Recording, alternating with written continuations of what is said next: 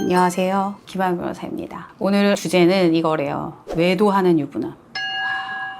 그러니까 외도. 인류가 시작됐을 때부터 지금까지 하는 게 외도인 것 같아요. 영원히 사라지지 않는. 왜 그렇게 외도를 하고 싶어 할지 한번 해보면 그렇게 좋은가? 라는 생각이 들 정도로 계속해서 질문을 하시고 계속해서 궁금해 하시고 그런 내용인 것 같아요.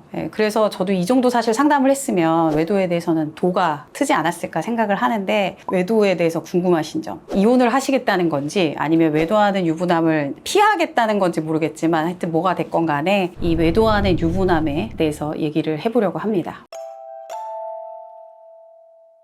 제일 중요한 거는 그건 것 같아요. 이 사회의 구성원이잖아요. 근데 그거는 나 자체도 있지만 나의 가족, 나의 배우자, 나의 아이들, 이 모든 것이 나를 설명하는 거잖아요. 그러니까 그거가 이게 파탄되는 거를 보고 싶지 않은 거예요. 그래서 내 스스로는 외도를 하긴 했지만 그렇다고 내가 이 가정을 깨려고 외도를 한 것이냐, 그거 좀 다른 거죠. 그러니까 아예 처음부터 가정에 아무것도 미련이 없어서 그냥 없는 생 치고 내가 다른 나의 좋은 인연, 나의 다른 좋은 배우자를 만나고 싶다, 이래서 외도를 하느냐, 그게 아닌 거예요. 그럼 그냥 이혼을 하죠, 처음부터. 근데 이 외도는 뭐냐면 그냥 나의 즐거움을 막 추구하는 거거든요. 근데 그거는 나의 어떤 취미생활 같은 거지, 그게 나의 가정을 깰 이유가 전혀 안 되는 거예요. 그러니까 처음부터 이혼할 생각이 없다, 이 외도로 인하여. 그렇기 때문에 이혼을 당연히 안 하려고 하죠. 그러면 배우자가 이제 그렇게 와서 너 그 왜 바람을 폈어? 그렇게 말하면 이제 이유는 여러 가지가 있죠. 뭐 외로웠다, 뭐 네가 나를 뭐 제대로 안 돌봐줬다, 뭐 그 여자가 나에게 꼬리를 쳤다, 뭐 여러 가지가 있는데 그게 무엇이든 간에 어쨌든 이혼할 생각은 전혀 없다는 거, 처음부터. 그러니까 이거는 질문 자체가 성립이 안 돼요. 외도하는 유부남, 외도를 했으면 당연히 이혼할 거라고 생각하는 그 접근 자체가 잘못된 거예요. 외도는 하지만 가정을 깰 생각은 처음부터 없었다. 이게 주된 이유입니다. 가장 큰 이유예요. 자, 그럼 다음으로, 그럼 왜 가정을 깨려고 하지 않는가? 자녀죠, 자녀. 가정을 왜 안 깨느냐, 자녀. 결혼을 해서 아이를 낳았잖아요. 그러면은 그 아이와 내가 물론 한 공동체이기도 하지만 또 별개 다른 게, 아이가 나에게 주는 물론 여러 가지 만족감, 뭐 정서적인 충족감 이런 게 있지만, 그렇다고 내가 외도를 통해서 얻는 그 도파민을 능가할 수는 없다. 그래서 그 외도로 얻는 도파민을 포기를 못 하는 거예요. 도파민 중독증. 그래서 이런 분들은 내가 도파민에 중독되었다 그러면은 그 요즘에 있어요.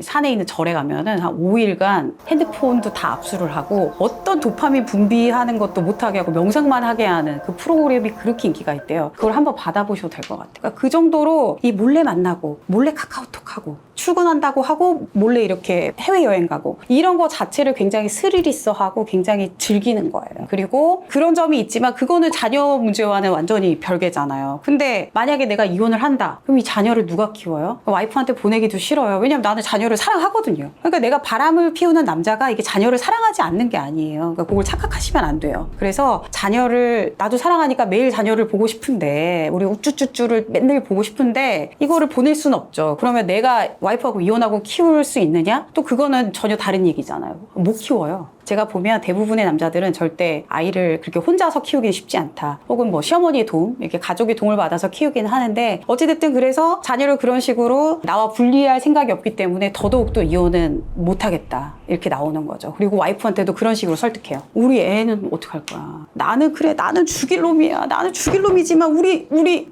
광수는 무슨 잘못이 있니? 우리 아이를 위해서도 절대 이혼은 하지 말자. 이렇게 설득하시는 남자분들이 엄청 많습니다. 임신하고 있는데도 바람피는. 그거는 약간 성에 미친 거죠. 성욕에 미친. 원래 바람을 피우고 있었는데 그게 와이프의 임신 기간과 겹칠 수도 있고요. 그러니까 그거는 케이스 바이 케이스라서. 근데 보통은 아마 성적 호감도가 와이프가 임신을 하면 떨어지기 때문에 그런 것 같아요. 그러니까 그게 와이프를 막 잘 보살펴주고 내가 너무 막 안타깝고 막 맨날 입덧하고 이러면 너무 불쌍해가지고 막 도와주고 싶고 막 이런 것보다는 나의 어떤 성적 욕구가 더 중요하고, 그리고 와이프에 대한 기본적인 약간 애정이 별로 없어서 그게 사랑스럽게 보이지 않고 내가 눈요기 해왔던 그게 떨어진다? 이렇게 생각하는 게 커서 아마 그 기간에 바람을 피우는 거겠죠? 이거는 상당 부분 해당이 되는 것 같은데요. 재산 분할이에요. 이혼을 하면 재산 분할이 필수적으로 같이 따라오는 거잖아요. 근데 이제 이 외도하는 이 유부남이 내가 이게 재산 분할하고 뭐 이혼하고 이런 거에 다 동의를 이혼은 할까? 와이프보다 좀 얘가 좀 나은 것 같고 얘도 나하고 결혼하자고 하는데 이렇게 해서 약간 생각을 하다가도 이게 딱 재산 분할 얘기로 넘어오면 달라집니다. 왜냐하면 이제 오셔서 상담을 해요.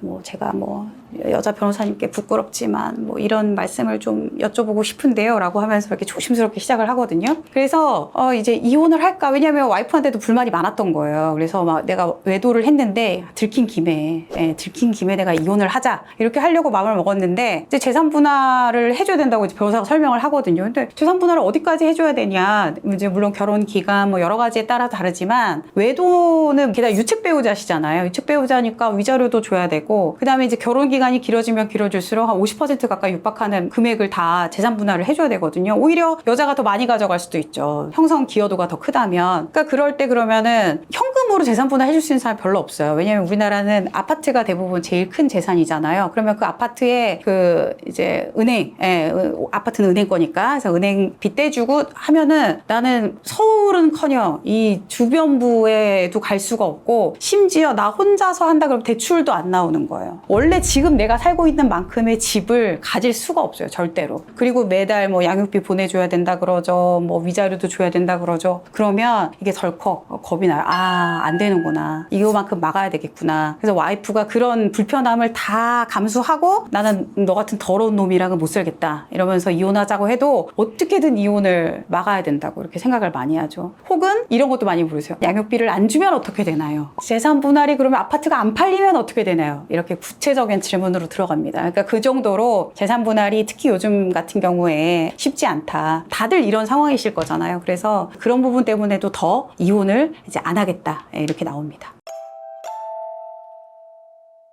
자, 그러면 이제 외도하는 유부남이 있으면 같이 외도를 한 이제 상간녀가 있잖아요. 그러면 이제 상간녀는 사실 그렇게 또 믿고 있을 수도 있어요. 이 남자가 나를 진짜 사랑해서 나랑 결혼을 하고 싶을 거다. 뭐 드라마에서도 많잖아요. 그러면은 남편한테 잘하지 그랬어! 라고 본처에게 이렇게 소리를 지르는 뭐 내연녀 이렇게 있잖아요. 근데 이제 그런 분들이 착각하시는 게 실제로 남자가 이혼하기가 이렇게 어렵습니다. 제가 앞서 말씀드린 것처럼 이혼을 하려면 이걸 다 버려야 되잖아요. 재산 분할도 다 해줘야죠. 아이들도 뭐 어떻게 해야죠. 그 다음에 뭐 사회적인 나 밖에서도 이제 이혼남이란 소리를 들어야죠. 바람나서 이혼해가지고 세상에 재혼했대. 사모님이 뭐 세컨드래. 이런 얘기가 들린다는 거잖아요. 그래서 이런 거를 다 버리고 오겠다고 하면 물론 뭐 베스트일 수도 있죠. 진짜 인연일 수도 있어요. 그렇지만 그런 경우보다는 이런 어려움 때문에 이런 현실적인 어려움 때문에 이혼을 하지 않겠다는 남자가 더 많다. 그리고 이제 상간녀에게 이별을 구하는 거죠. 나 걸렸어. 이제 그만 만나야 되겠어. 이렇게 되기도 합니다. 그러니까 걸렸으니까 나에게 오겠지라는 생각은 굉장히 일차원적인 생각이 아닌가 그렇게 생각이 듭니다. 이혼을 안 하면 소송할 것만 남았네요. 저에게 오세요. 네, 잘해드릴게요.